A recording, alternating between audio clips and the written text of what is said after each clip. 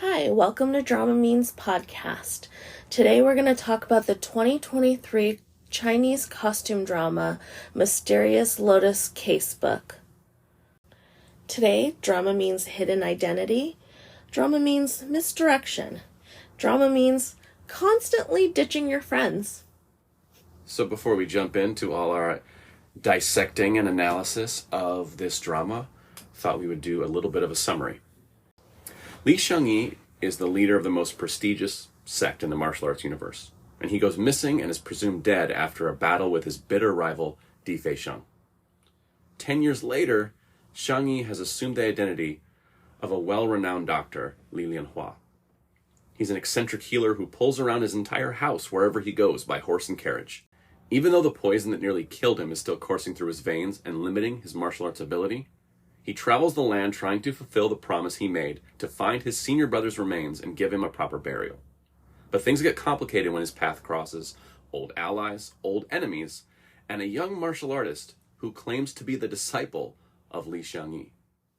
So, let's just jump right into it. There are a lot of things that I did enjoy about this drama. Mainly the camaraderie between, Li Lianhua and Fang Doubing. Like, they have this cute little, bickering. I don't know, it's just kind of fun to watch, and it starts out with Fang Doubing, suspecting Li Lianhua as, not to be, he's actually assuming someone else's identity, and he's, faking being a doctor and things like that, so he doesn't trust Li Lianhua very much, but it just slowly, he starts, appreciating him, and, then following him, and then wanting to always, be around him, It's just, I like that dynamic a lot, and I kind of like the dynamic of Li Lianhua always trying to, ditch him. Every chance, the minute Fang Doubing thinks that they're gonna be friends, he somehow gets drugged, and then he wakes up in, the middle of nowhere, and, Li Lianhua has, just ditched him, and left him in, the wilderness, it's just, every time he does that, I just, laugh, but I just love their little dynamic, and their bickering, and their, it's cute. I also found it interesting that it doesn't really feel like Fan Doubing wants anything. I did like the fact that Fan Doubing doesn't seemingly really want anything from Lianhua. He's not oh, please, I want to follow you and be your disciple, like a lot of other kind of martial arts costume dramas, or, oh, I want to learn medicine. He's just kind of wait, who's this guy? Because there's something suspicious about him. And then they start kind of working these cases together, and they start to lean on each other. He realizes that he's super smart. Lianhua's super intelligent and, clever, and he starts to kind of appreciate him, and then they kind of build into this kind of brotherly dynamic. But it doesn't come from a place of where I feel a lot of other ones come from, which is please teach me, please teach me. It's he's just kind of hey, be my friend, and he's just, no. I don't want a friend. I've got my dog, I've got my house. I don't need anything else. Yeah.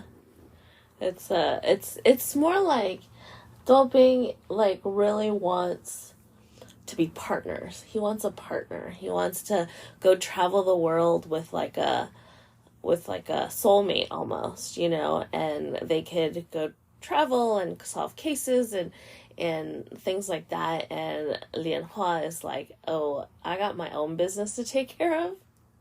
I don't need this little kid following me around. But isn't he also claiming he's a part of this investigative branch of the martial arts universe that he's not really a part of? And so he's kind of a poser too. Yeah. I mean, he has the little plaque that says he is part of that But he's agency. making it seem like he's way more important than he is. He's I'm a detective, and they're well, no, you're kind of like an intern. Yeah. But I feel that happens. I remember one time I was working on the show, and we're out recruiting, and I didn't even know, but I was the PA, right? And so I didn't know that I was also with the PA. I thought she was in AP. And so then, like, when the people were, like, trying to be on the show and, like, signing up for it, they're like, oh, are you a producer? And I like, have this natural instinct of, like, not knowing how to lie. So I'm like, ugh. And this other girl is like, I'm the producer of the show.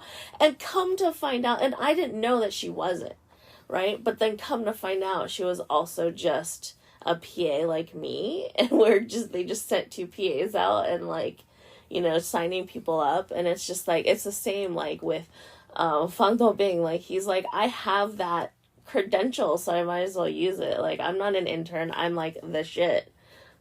Right, but that he has no, like, detective skills. So he's trying to take all these cases that, like, oh, I'm going to solve these big cases and make a name for myself. And it's like, well, or you're going to screw them up because you're not supposed to be doing this. Yeah, true. I guess he never went to detective school. Or he just, it felt like he was kind of on the outside looking in, like he wanted to, he had these credentials. To me, it wasn't clear if he was allowed to use them in the way he was using them. It felt like it was supposed to be like a, oh yeah, I'm with them kind of thing. And he was using it as this is my police badge, which I don't think the rest of the people in the cops, the martial arts cops, really wanted him to do that. Yeah. But he was doing it anyway. And then Lianhua was helping him solve these cases. So he's like, oh, we make a really good team. Like, I've got the credentials and you've got the skills. Like, let's put our heads together. Yeah. But he himself doesn't think he doesn't have the skills. He for sure thinks he has he thinks he is the shit. Like, oh, that's for sure. Yeah. He thinks that he has the skills to be in that group. Yeah. Because he's like, no, I should be a cop. Like, I should already have my badge. This should be an official badge. Yeah. So yeah, I really like the dynamic. And then the addition of Di Feisheng is like, it's like, honestly, it's like the couple with their child. Which one's the child? The Dolphin is the child. Oh, okay. And then Di Feisheng and Lianhua are like, you know, the couple, the you know, kind of arguing, like, had a past, but now are kind of good, but not really, because they're still both, like, what is the word, suspicious of each other, you know, but it's, you know, they raise a child together. Well, what I like about the two of them, so when Di Feisheng kind of comes in and becomes the kind of like third point of this triangle, and it's kind of our main, you know, character dynamic in the show. Like, they have other characters that come in and come out, but this becomes the main character dynamic between these 3 guys. Especially because they paint Di Feisheng so early as just like evil, and he's the villain, and he's just reprehensible bad guy, and then you quickly come to find out that he's his rival for sure, but he has a specific code that he's always fought by, and it's not underhanded. Like, he shows up in this show way more powerful than Lianhua, but he's like, I don't want to kill you if you're not able to defend yourself. Like, that's stupid. Like, what would that prove about myself? If my rival's not at 100%, I don't want to fight my rival. And so there was this code between the two of them that really made you instantly respect it. Yeah. And what I like is, like, his ultimate goal ends up being save Li Lianhua. Like, find the medicine to cure the poison from his body. Like, that becomes his goal, because the ultimate goal is he wants to fight again to see who's more powerful, because their last battle they both suffered, you know, a loss. Lianhua, who was Li Xiangyi, was poisoned, so it wasn't a fair fight. Yeah. So he took out his rival, and the rival took out him, and they both kind of disappeared for 10 years. But he realizes that Xiangyi was poisoned, and so it wasn't a fair fight. So he never actually won that fight the way that he may have thought he did. Yeah. And it goes to show you, like, he's not a world domination guy, like, as much as it's presented at the beginning of, like, I want to destroy this other sect. It's not like that. It's like, I want to be the best, and I can't be the best if you're the best. There can only be one best. And so while some of the people in Di Feisheng's sect are interested in, like, world domination and, like, destroying other sects, he's like, no, I just want to be the best, and I can't do that unless you're at 100%, and I'm at 100%, and then we go at it. Yeah. So I like their dynamic. It was probably my favorite part of the show is seeing the three of them together and like, helping each other, but also like fighting and bickering. And then like Dobing always like trying to give Lianhua's food to Fei Sheng because it's like nasty. And it's just like little stuff that they do to each other. It's that like seeing a brotherhood, but also like playing pranks on each other. Well, I think the tone of this one too was really fun because it, for the most part, kept it pretty light. Like obviously there's big drama and there's betrayals and there's all this martial arts universe stuff, but it doesn't get all that like sad and depressing. It kind of stays light for the most part. Especially with the character dynamics between these three, is that it keeps it light, which I think him like repeatedly ditching Fang Dobing and like the stuff like that of like, oh, there's some tongue-in-cheek humor to this, even between these main characters. When there's drama to be had, there's still time for this kind of like dynamic. Yeah, and that's their main. Like anything like dramatic and like sad comes from other characters, but the three of them is like they're light and they kind of argue, but then like it's never like really mean.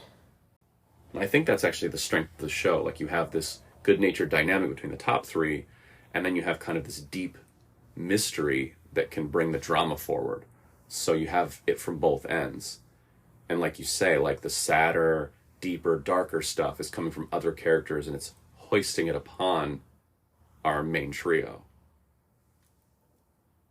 I feel like you didn't really dig this drama that much until we got into kind of the mythology story. Like we really started digging deep into the backstory and like who poisoned him and who's behind this martial arts universe takeover and like the cases, you were kind of like, meh, whatever. Yeah. And then when it got into the stuff later, it felt like you were much more engaged in it. Yeah, so normally I like cases. Like, I love dramas like,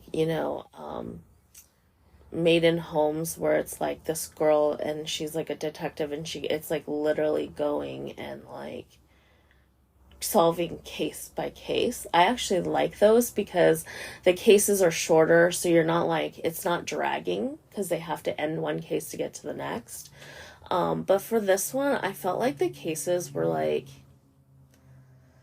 overly complicated for no reason. It was just kind of, like the first one you may think like, oh, there's a supernatural like element to the show, and then there's always this like misdirection. Like the misdirection is always supernatural. It's like where everyone goes first, right? And then you realize, no, it's just human, like humans suck. But and I just kind of got really sick of it. And it wasn't like, honestly, the cases weren't that good in the first place, where I'm like, ooh, like I want to know who did it or how they, what was done, because all the cases were so contrived, and I'm like, that sounds stupid.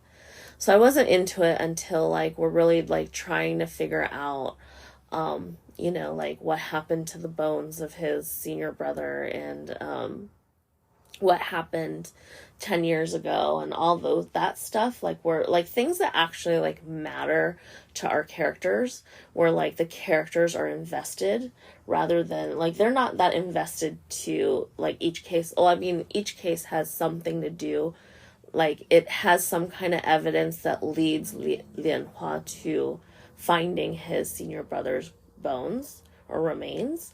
So that kind of, but that's why, because it's so contrived, I'm like, I don't know why this has anything to do with like helping Lianhua solve the main goal. No, they're very tangential. Like it was kind of a side. If you did your math really well, you could understand how it was tied to the bigger mystery, but it was very like, they really had to tie themselves in knots to try to tie it back to the case. And I think they would have been much better off of making these cases one-off and finding ways to make Lianhua and Dobing like actually invested emotionally into the solving of the cases rather than just circumstantially interested, because the circumstances didn't really pan out to be much. Like, they were just little tiny bits, and they always felt tacked on to the end. Like, you could have done those whole cases without that little bit coming back, but the bit had to come back so we would care. And I think those case of the weeks are much more effective when you can get your main characters emotionally invested in the case by itself without expecting any payback. And then if there is a connection, is payback, that's a bonus. But they were never really emotionally connected to any of the cases. They were just kind of like, ooh, scary ghost story. That's weird, right? And Duobing's like, oh, we have to solve it because I'm the detective. And this other guy's like, Lianhua's like, well, I have to solve it because this might tie back. But some of the times it wasn't very obvious. So it was the weakest part. Yeah. But once we got into the actual mythology story, it felt like it kind of picked up. Like, every episode felt like it left you on a decent cliffhanger, and it made you want to watch the next episode. Like, I found us wanting to watch 2 or 3 episodes in a row rather than watching 1 or 2 and going, oh, we've had enough of this for today. Yeah. So the main parts that I liked is, I like the rivals becoming friends and working together. I like the dynamic of, like, master and disciple, kind of that. Even though, like, Lianhua never, like, claims, Duobing as his disciple until a lot later, like, towards the end of the show. Those are the best parts. But for me, like, a lot of it I was just, like, disappointed in. Other than the acting, I loved the acting. I've always been a Cheng Yi fan. Always been a Joseph Zhang fan. So, I thought they were very good together. yeah, so they were actually on a variety show together called Hello Saturday. Their interactions on the show are so cute because he always calls Cheng Yi Gege, which means, like, older brother, and so it's just like I don't know. I'm like, I hope they're now, like, super close friends, after shooting the show, but yeah. One thing, going back to the dynamic between the two characters, that I really did like is there's a moment in the show where Duobing realizes he's Li Xiangyi, right? He finds out the truth. And there's a million ways they could have gone with how upset he was and how he could have stormed out and hated him and, like, been unreasonable. Like, there's a bunch of ways they could do that, and a lot of shows go down these really shitty paths that no audience member wants to watch. Like, you've watched these guys grow close over the course of episodes, and yes, he finds out this big truth, and it has the potential to sever their relationship, but none of the audience is cheering for that. No one wants to see that. Yeah. And as a writer and a director and filmmaker, sometimes we lose sight of what the audience wants to see or the dynamic we've built because, oh, there's interesting drama here because now he can be really pissed at him and then he could go off and do this thing. And you're like, the whole audience is just going to root against this now. So please don't go down these paths. And I appreciated that they played the drama of the bombshell, but didn't destroy the characters they'd spent most of the series building up. Yeah. It's like, I mean, he does have this kind of, like, now I don't know what to trust, and that's very understandable. And, like, I think he behaves in a very understandable way. And he does break apart from Lianhua for a little while. You understand it. You understand his animosity, and but he's not, like, throwing a fit. He's not, like, going, like, off the wall just screaming and shouting and being bratty. He has to work out his own, like, mental state and really, like, put the building blocks back together before he can, like, interact with Lianhua again, which is very, like... And he was hurt. Yeah. He was hurt like anyone would be about being lied to by someone now you consider your friend, and you've told him truths about yourself. He said, oh, I met this Li Xiangyi when I was young, and he changed my life, and I wanted to become his disciple, and yada, yada, yada, all this. Like, he's told him these things. And now you kind of feel dumb because you're like, wait, I told you those things, and then you just let me be an idiot about it. Yeah.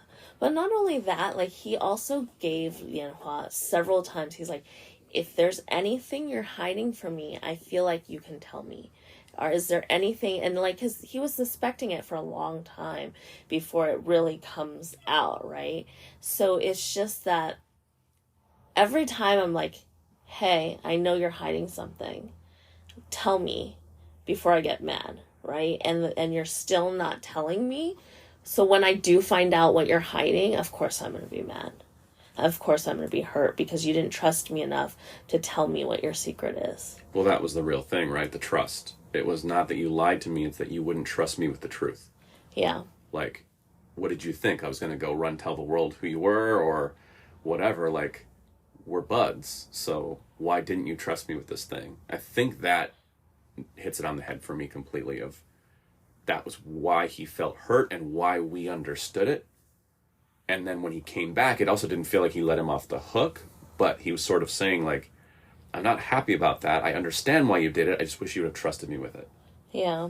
And that's the thing. He also treated Lianhua as a confidant. And so since Lianhua was his confidant, he wants that reciprocation where he wants to be Lianhua's confidant and he was not. So that's why especially he was hurt.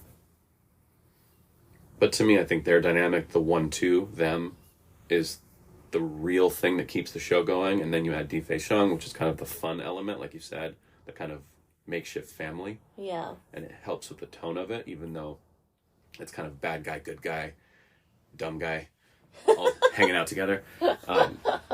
But that was really the strength of the show by far. Yeah.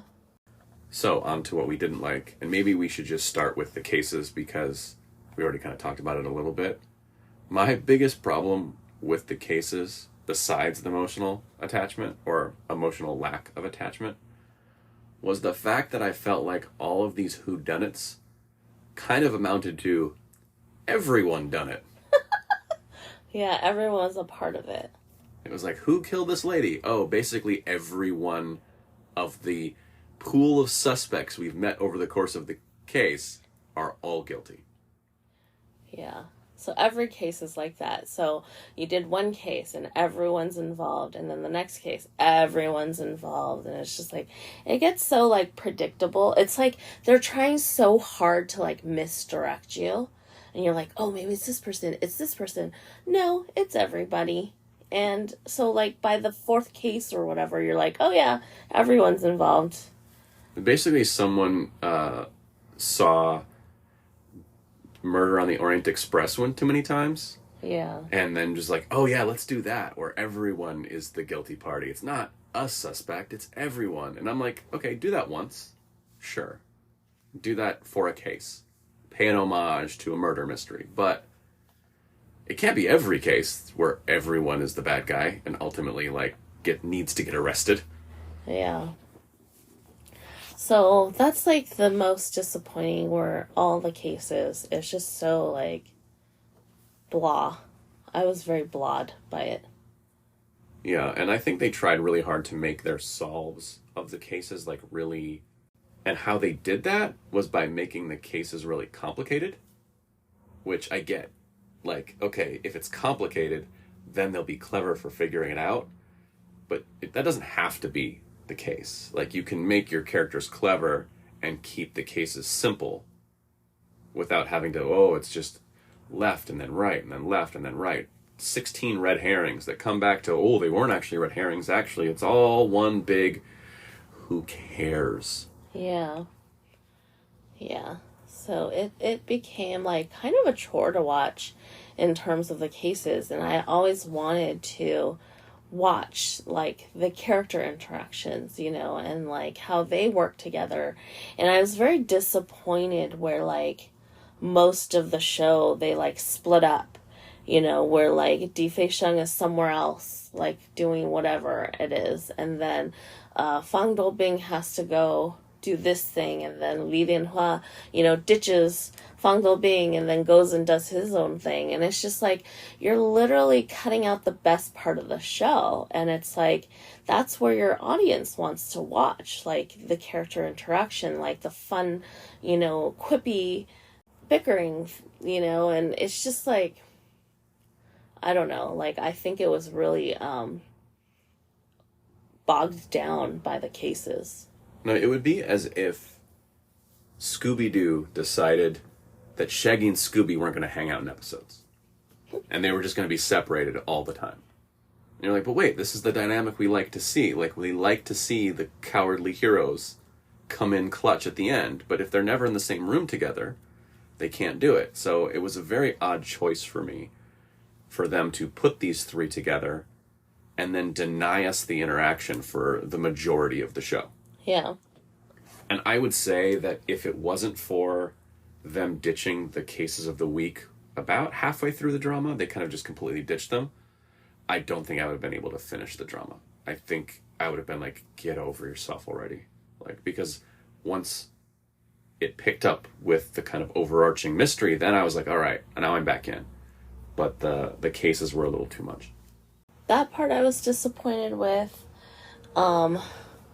I wanted to see a lot more action, and yeah, there were fighting in it, you know, lots of swordplay and whatnot, but like, the main thing is, I really like want to see Li Lianhua, Li Xiangyi, whatever you want to call him, like, just kick ass.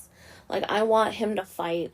He's supposedly this great, you know, martial artist, but he only has 10% or 1% of his martial arts left because he's been poisoned, and it's just like, oh, come on, I want to see some ass kicking. I want him to like fight, and those few occasions when he does fight, you know, and then like right afterward he like spits out blood and he's like messed up his meridians again and all that stuff, and it's just like, oh, I want some like really good action. Like, I like watching these like wuxia dramas because of the action, and I miss that. Like, I grew up watching like old Hong Kong, you know, like wuxia films and dramas, and I want to see the fighting. I want to see the martial arts. I want to see the, like, you know, like the wire play and like, you know, and it's just like,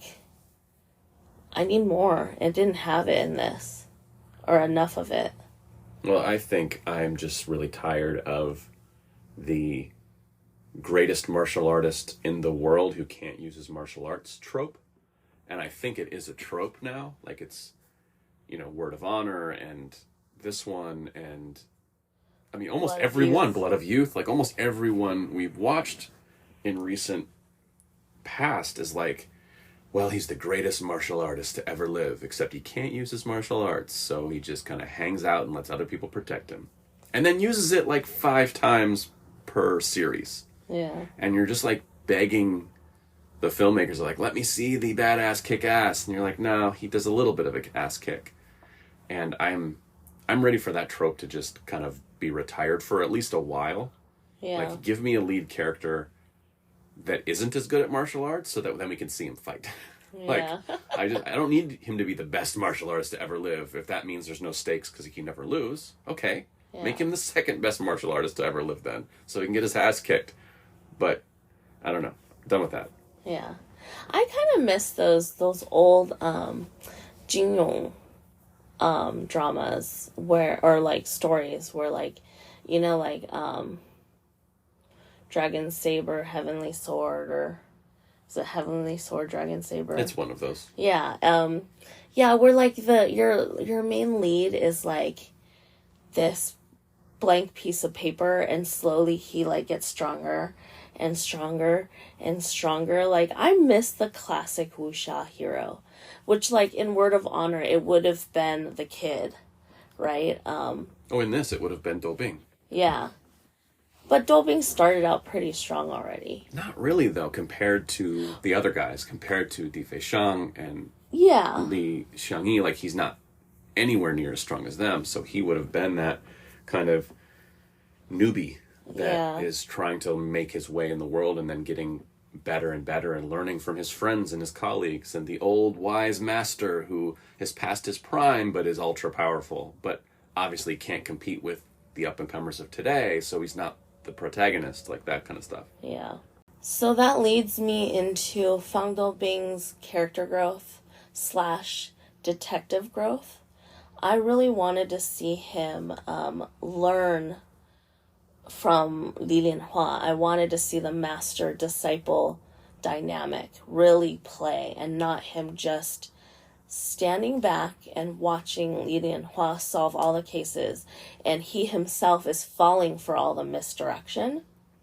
I really wanted, like, every case for there to be one thing that he would learn from Li Lianhua. It's almost that, like, old coming of age drama or story where, like, you know, they go through the montage of, like, the character growing, but, like, in case form. But they could have easily done that by not letting him fall for the same trick more than once. You know, like, have the bad guys try to play a trick like that. And in the first case, it worked. And in the second case, like, oh, wait, nah, fool me twice. You can't. Yeah. Fool me twice, you can't. Fool me twice, you can't. It's like the George Bush. Like, fool me once. Shame on me. Fool me twice. You can't be fooled again. That's a George W. Bush quote for all you kids out there in podcast land. I'm so cutting that. Nope.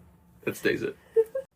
In this drama, he grows almost like all of a sudden, right after he learned that Li Lianhua is Li Xiangyi, like, all of a sudden he's like, oh, I've learned now. I'm better at what I do. But it was just, it felt like it came suddenly, whereas I felt like there should have been more of a progression where he, like, if you watch that growth step by step. And then I really wanted to see the interaction of Li Lianhua being, like, the master, and then, you know, Fang Dou being the disciple.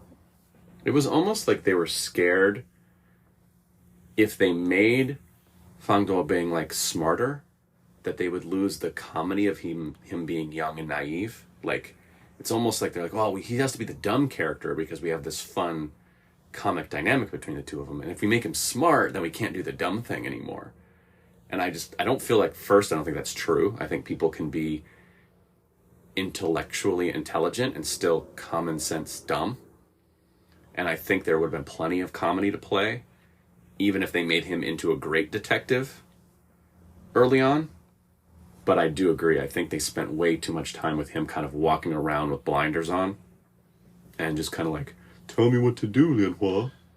Yeah. So that part I was not a fan of. I feel like this drama had way too many unnecessary characters, or the characters existed for too long. Right, you mean like a villain that should have filled a role for an episode or two stayed alive way past their usefulness as a plot device, and then just became like a sounding board and an annoying henchman or whatever. Yeah. And then the one guy that Lianhua's love interest's, like, new husband or whatever, or new lover, like, his character was so obsolete. And the thing is, his character probably should have existed because ultimately he was going to betray Li Lianhua anyway. But the way they used him was really ineffective. Oh, I mean, it's a one-note character, right? Yeah. He's jealous of the memory of Li Xiangyi. Okay. And they play that note over and over and over again and try to make it into a symphony. He's also not a credible leader of that sect. Like, I didn't buy for 1 minute that Li Xiangyi was your leader, and then your next choice in line was Doof. And also for Li Xiangyi's love interest. Like, you went from that guy, you went from the best swordsman in the planet, world-renowned Li Xiangyi, to Doof bag number 3. Like, he should have been an extra. Like, go back to one of the old guys and let one of the old guys be the leader. Like, what? Yeah. The thing is, with his character, he had never proven himself to the audience, to the world. Like, you can say, you know, in the martial arts, he's so-and-so, but the audience never saw that. The audience is being told that he's supposedly great, yet he has done nothing great. So then it's just really ridiculous for his character to even exist. That's such a good point, because I think if they would have just given us a taste of him coming in and being a hero for anything, like had him come in at the end of one of their A cases and just bunk a bad guy on the head that was getting away, like just something that's like, oh shit, this guy's here now, you're in trouble because this guy's here, I think we would have bought into the credibility of who he was, and then make it a character flaw that he was jealous. But instead, they made his entire character that he was jealous, and there was nothing else to make his character exist. Yeah. He's by far the worst character in the show, right? Yes. Like even like Granny and Grandpa Claw from the bad guy sect, and you were like, even they weren't as bad as this dude. Yeah. They were annoying for sure, and they also didn't need to exist for as long as they did in the drama. But, yeah, he was by far well, at least worst. They got killed with the violence. Like, they got killed with some violence, and you're like, yes! Like, we can cheer for this moment, and that douchebag gets to live through to the end. Yeah. His awakening, that like, oh, I misunderstood Li Shangyi, I was so bad. Like, it just came so suddenly, and it was so, like, coerced, and I'm like, this was an afterthought. And I was like, you, like, I don't know, the director, the writer, whoever, whatever, didn't even give that character a second thought. And then at the end, it was like, oh yeah, you come clean and become a better person because of Lilian Hua, you know, and it's just so stupid. And I was like, I don't buy it for a second. I know why they did it though, because I was looking at that moment going, why does this guy need a speech in this moment? Because there's no reason for him to have this epiphany now. But I do think it is that it's already a sad ending, and Li Shangyi's leaving the world, and I don't think they wanted to leave the sect in the hands of a dumbass. And I know, like, he's technically like not even really the leader anymore, but like, I think the ending's already sad enough to say that Li Shangyi's not only leaving the universe, he's also leaving behind this sect a complete ruin, because this guy can't even learn the most simple lesson on planet. I think that's why they had to do it. Or they felt they had to do it. I guess so. Really dumb. Either way, they did a terrible job with it. I was very disappointed. So, as you had said that there's a sad ending to this, it is a sad ending that I felt like it was very unnecessary. And yes, and we see this in dramas all the time, which maybe that's why they wanted to leave it kind of an open ending, which I also read comments. There were a lot of people that enjoyed the ending being like an open ending. But I don't think this was the type of drama that needed the open ending. It just didn't fit. There was such an easy way to fix his being poisoned, his illness, his sickness, whatever you want to call it, because he literally gave the technique to cure it to his disciple, Fang Doubing, right? And they keep saying, oh, like, if you had learned this technique like 10 years ago, you would have been able to save him. But because you're so new to it, you only have the power to cure yourself of, you know, poison or illness. But you can't possibly have enough power to save Lilian Hua, right? But we've seen this in multiple wuxia dramas. And it's true to that world, right?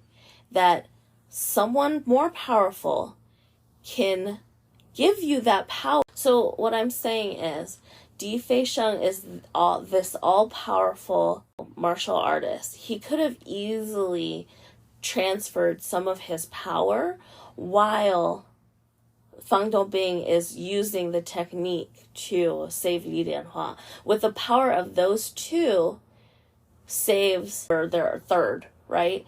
It's just a perfect element to their dynamic, where it's like, you need these two people in your life in order for you to live.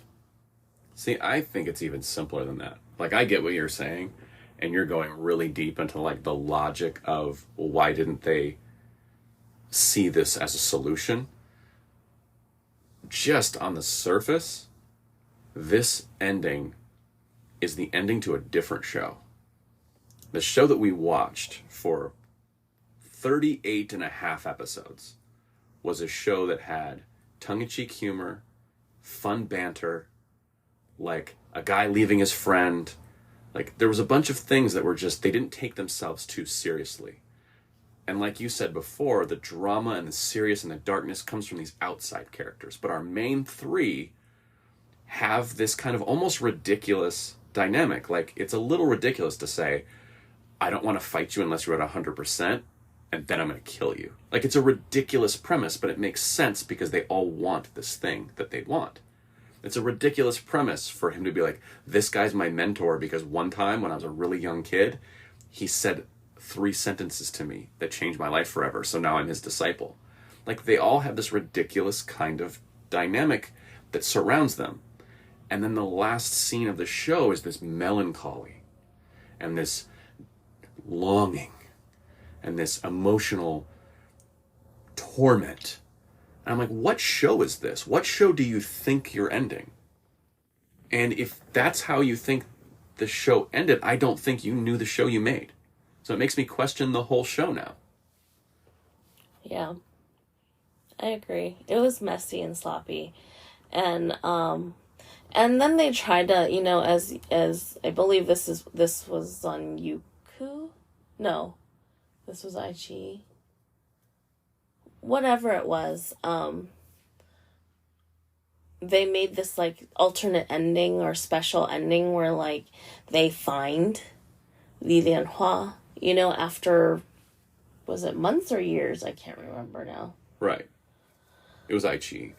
Oh, yes. So you can watch it on Aichi. But yeah, it's just this, they made this like weird ending that was like also unsatisfactory. Like, usually when like Youku does it, when Youku has like a special ending, the ending is there's like a certain satisfaction to it.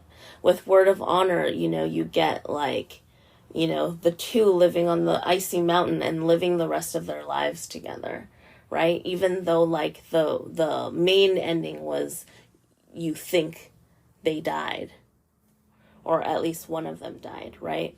And then in Blood of Youth, you think Tang Lian died. And then you find in the special ending, he's back and he was recovering from his injuries. In this, the special ending is about the same fucking thing. No, it's just more of the same. It's more of the sad melancholy. I'm just so sorry I have to die. Yeah. Blech. Bleh. I will say that I think my headline on all of this drama is it's a drama of missed opportunities. Like, as we were watching, I kept seeing moments where, oh man, the camera just should have done a ramp in here. Like, there's a moment where they go into the secret Heidi room. It's like a National Treasure type under back. I can't even think to describe it, but it's a kind of like treasure room. And they see the two kind of dead bodies, the two sarcophaguses. And there's a moment where they walk in the room and our heroes kind of come around the corner and the camera has them kind of framed up like beautifully. And I'm just like, oh my God, this is the moment you ramp and you give this dude a hero shot because they're about to discover something. And there's just this moment where here's our heroes. And you just give me that, and they missed it. And I felt like they missed stuff like that a lot. They missed storytelling thing. The biggest missed opportunity was the ending. Because how easy would it have been, whether it was through your logic of these two guys can work together to find the solution, or even just a tongue-in-cheek ending where we think, like, give us that melancholy ending. And then, you know, he just rides off into the sunset and we think, oh man, it's a melancholy ending. And then he's laying in a field of grass where he's going to die alone. And as he closes his eyes, oh, he's dying. It's over. And you hold a beat, and then he opens his eyes, and he's back in the Lotus Tower, and his buddies are standing over him going, you didn't really think we're going to let you die, right? Like, we've got this special flower and this other healing herb, and he went off into the fucking other plane of existence and brought something back. We can't cure you yet, but we're going to find a way. And here's some bad cooking. Like, give us the thing that we watched. That was the show we watched. That's how you end it. And I'm not against sad endings when they make sense. Yeah. Like when it fits with the character and the thematics. But the thematics of this were not, well, let me die and the world will be a better place than I left it. Like that's where the show began, not where the show should end. Yeah, it really, like, I want to say I liked this drama more, but every time I think about it, I'm just like, eh. And that makes me sad because I really liked the dynamic of the three actors and their characters together, that I'm like, I want to, like, tell people I like it way more. But, like, through, all the things that are wrong with it, that I'm like, I just can't even, yeah. Yeah, I think this is a real disappointing one because it does feel like it has all the ingredients to be great. And I think for the most part, most of it isn't great. Some of it is great, but not enough of it. Yeah, I agree. So now it's time for our ranking. As I said before, I was pretty disappointed with this one, even though in my head, I want to say I really liked it, but I just can't lie to myself like that. So for me, this drama is Land Sickness. I would have to agree. I really want to think about this one in a positive light because there were a lot of things I did like about it. But overall, from start to finish, I feel like too much of this was nonsense. So it's a Land Sickness for me. I can't. I wanted to bump it up one, and I just don't think I can. So yeah, that is our rating. For this week, our recommendation, as I said before, I'm like really missing those like classic wuxia coming of age stories. So I'm going to recommend an old classic.